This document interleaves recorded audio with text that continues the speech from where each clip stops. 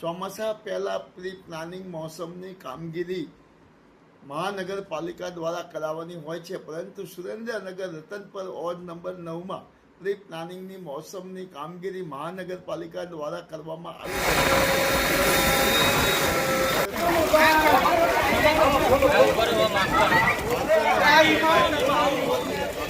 અંદર લાખો રૂપિયાનો ભ્રષ્ટાચાર થયો છે અને કૌભાંડ થયો છે.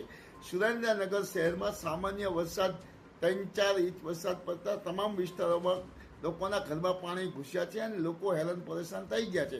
સુરેન્દ્રનગર શહેરમાં કાયમીના ધોરણે પાણીના નિકાલ માટેની સુરેન્દ્રનગર મહાનગરપાલિકા દ્વારા કોઈ વ્યવસ્થા કરવામાં આવી નથી. ત્યારે સુરેન્દ્રનગરના રતનપર વિસ્તારના વોર્ડ નંબર 9માં જ્યારે સામાન્ય વરસાદ પડતાની સાથે લોકોના ઘરમાં પાણી ઘૂસી ગયા હતા. સોમનાથ ચોકમાં, રતનપર બાયપાસ તેમ અનેક વિસ્તારોમાં વરસાદી પાણી ભરાઈ ગયા હતા અને સુરેન્દ્રનગર મહાનગરપાલિકાની ભ્રષ્ટાચારની પોલ ઉઘાડી પડી ગઈ હતી અને પ્રી પ્લાનિંગની મોસમની કામગીરી થઈ નથી તેવું સાબિત થઈ રહ્યું હતું. આના કારણે મહાનગરપાલિકા દ્વારા પ્રી પ્લાનિંગ મોસમની કામગીરી ચોમાસા પહેલા નહીં કરાવવાના કારણે લોકો હેરાન પરેશાન થઈ રહ્યા છે. માયાજાળ ન્યૂઝ ચેનલ